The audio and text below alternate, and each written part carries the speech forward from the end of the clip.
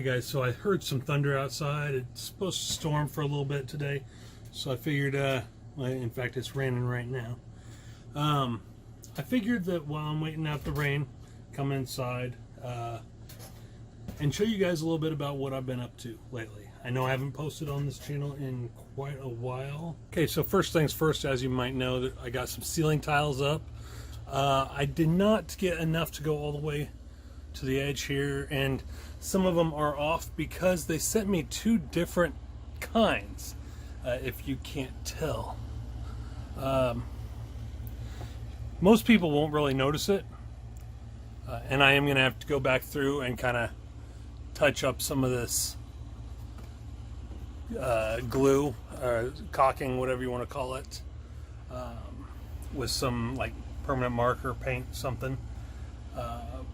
But I like it. I like the way it turned out. I'm going to probably put some trim along here, some black, maybe some black plywood, something. And then this wall is going to get completely redone. So is this wall. I got to take the siding down off of it. I've already redone this wall. Took all the siding down, took down the little bit of plywood that was there, and actually no, there wasn't plywood there. It was just siding. So I painted, or I stained some plywood and put it up, 4 pieces. Fit really good. I was a little concerned because of the slope of the roof that I wasn't going to be able to get it angled right, but came out good. I put up those shelves. This is my Ghostbusters collection. Then we've got more of my Ghostbusters collection. My books. Let's see, we got my first book right there. My first self-published book, Jack the Ripper, The Man Behind the Blade. One of my most recent books that I had published, Tales from Hell's Hollow. It's a collection of 6 short ghost stories.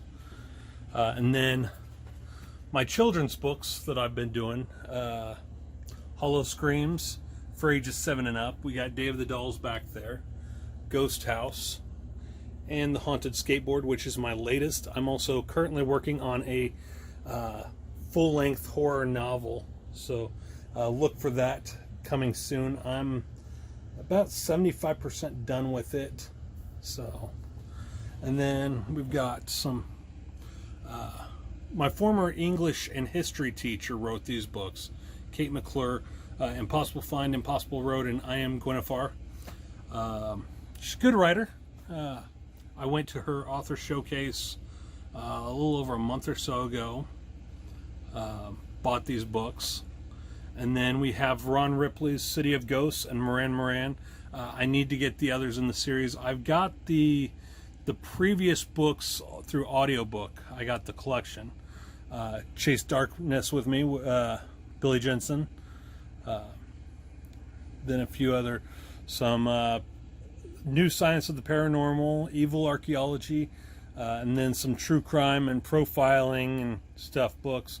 If you guys didn't know, I am a psychology major. I'm getting ready to begin my senior year of college at Millikan, and then I'm hoping to get pursue a master's followed by a doctorate. I'm minoring in criminal justice, so I take a lot of forensics, criminology, criminal justice style classes, legal classes. But we got some true crime here. We got the Hatchet series. We got some nature books. Then we got the Goosebumps books here. And then we've got my Darcy Coates collection. Great author. If you enjoy ghost stories, check her out. The Exorcist, really good book. They did the movie almost page for page exactly to the book. There's a few differences, but not many. Frankenstein, Dracula, Dr. Jekyll and Mr. Hyde. I've read Frankenstein. I'm getting ready to start on Dracula. I'm not sure when I'll get to it though. They're kind of tough reads.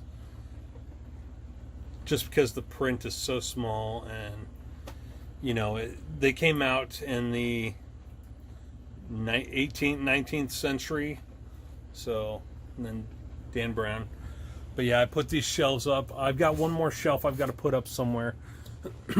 Over here, after this wall is redone, we're going to put plywood up and then wallpaper. We're going to do a Victorian style office or study, whatever you want to call it. I need to do something with up there. I'm going to keep the shelf.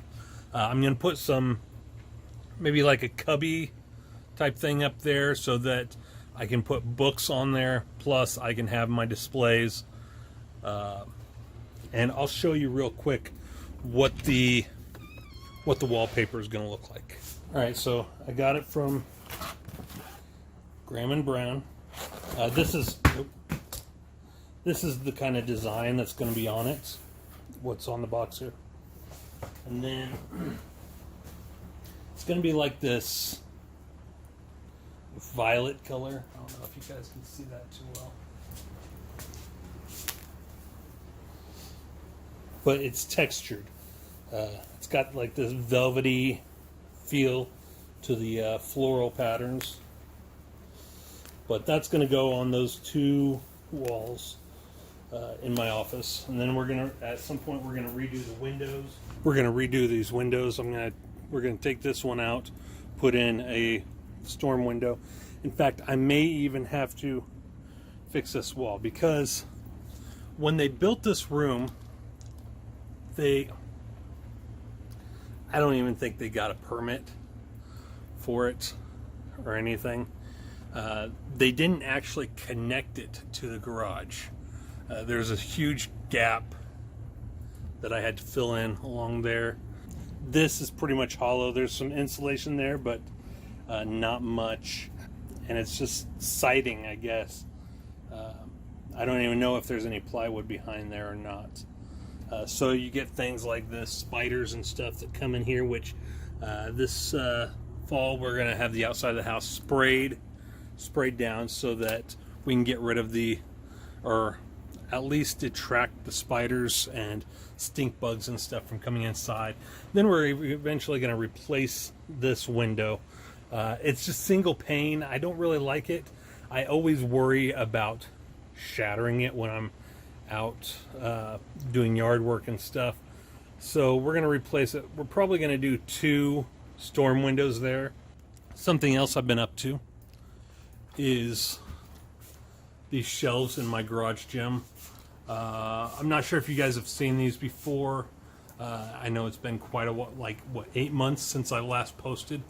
But I just took some 2x4s and some square pieces of wood, screwed them together for shelves, some Christmas lights, which, let's go ahead and plug that in.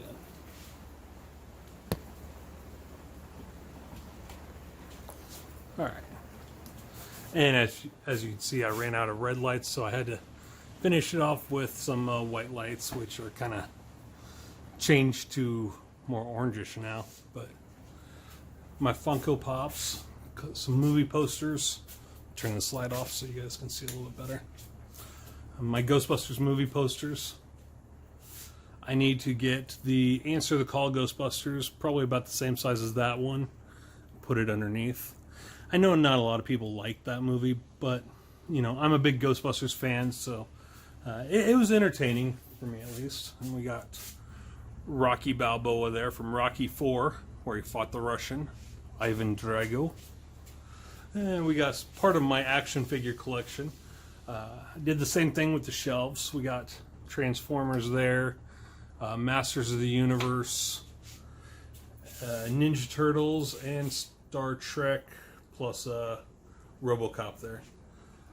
But I added some plexiglass with hinges onto them, and I'm going to do the same thing for the Transformers for doors, just so that the figures, if the walls shake or whatever, they don't fall out and break. I enjoy collecting stuff reminiscent of my childhood, A lot of people do that. I don't take them down and play with them or anything like that. I just like to look at them. I think they look really cool. Remind me of my childhood, remind me of better days, having fun as a kid. And in the wintertime, whenever I have to keep the garage door down when I'm out here working out, gives me something to look at. You've seen the gym before. What I do since I've only got a flat bench, whenever I need an incline, I've been mostly using dumbbells lately, just because it gives me better range of motion and it triggers the muscle a lot better than a barbell. So I just hitch up the bench on my barbell and I'll kneel on there for back exercises.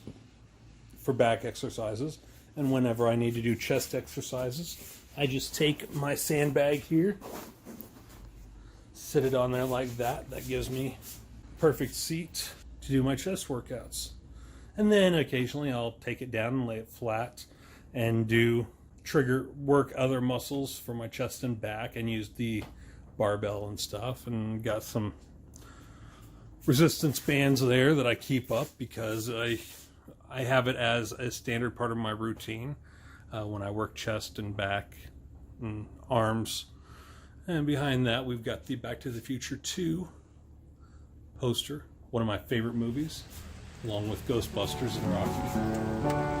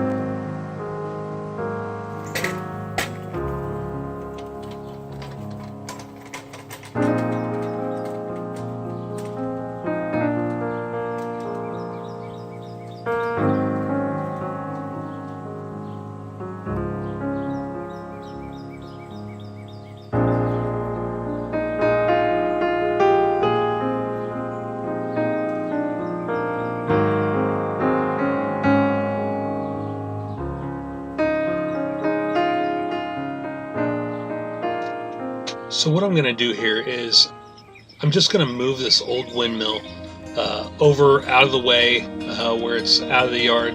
One less thing to trim around. This windmill, even though it doesn't have blades on top, I just put in that little topper there probably about a decade ago. This has been in my family for probably 60 to 70 years. It came from our old family farm. And when we moved out to the trailer park back in '98, my mom brought it with us. It's got handprints in it from whenever her and my aunt were kids in the concrete slab there. And eventually I'm going to find blades for it and restore it, but I haven't really been able to find just the blade topper for these old windmills. The ones I do find are extremely expensive. I'm trying to look around, trying to find old windmill blades, blade topper to go on there, and then I can move that little other topper off there. It's on a pole. I just stuck down in there for now. So I'm moving it right there so it's out of the way. It's over by our fire pit, not too close to the fire pit to where it's going to get scorched, but it's right there in between our archway and one of the bushes. And I'm going to put some dirt around it just to kind of pack it in a little bit better. And then once I cover around it with dirt, I'm going to add a stone border. Just some river rock, big river rocks that we had left over from when we moved them from the garden area that was already here when we moved in.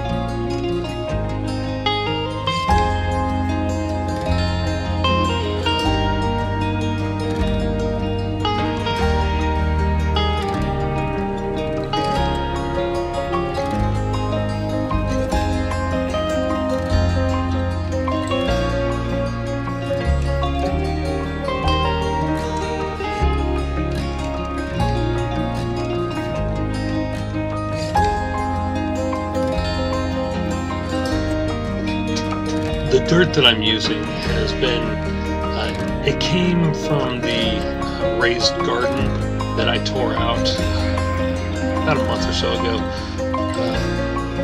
and I didn't really know what to do with it. It was just excess that I had used quite a bit to fill in around some other bushes, and didn't really know what else to do with it, so I just dumped it right there next to our fire pit, and now I'm just shoveling it up and packing it around the windmill.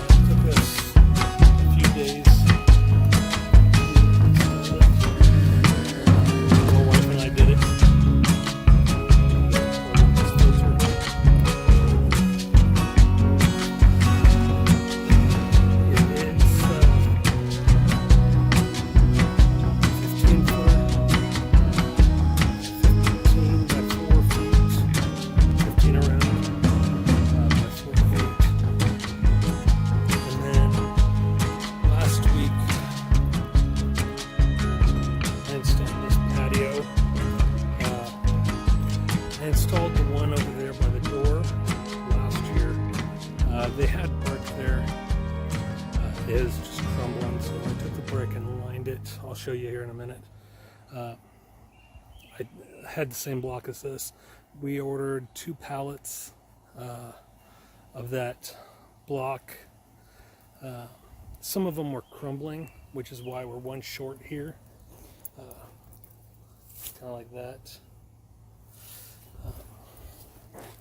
They'd been sitting on the pallet for since last year, and I just got around to installing it. But these were the old patio blocks, and I kind of tapered them down into kind of a step and sloped them here because there's a drop off. If you notice, this goes downhill, so I had to kind of slope them along the edges. And I don't know, we may end up eventually redoing this sidewalk. I don't know. How they did it is it's horrible. But this took me about 3 days to do by myself. We got 3 tons of masonry sand for the pool and for this. It was not enough sand, so I had to use a lot of dirt from the raised garden. There were 2 raised gardens back there, which is where all that dirt is, that I took down because they were just full of weeds and everything. So I took those down a little over a month ago, and then I used the dirt mixed in with the sand to kind of finish this off, which is where all that dirt came from.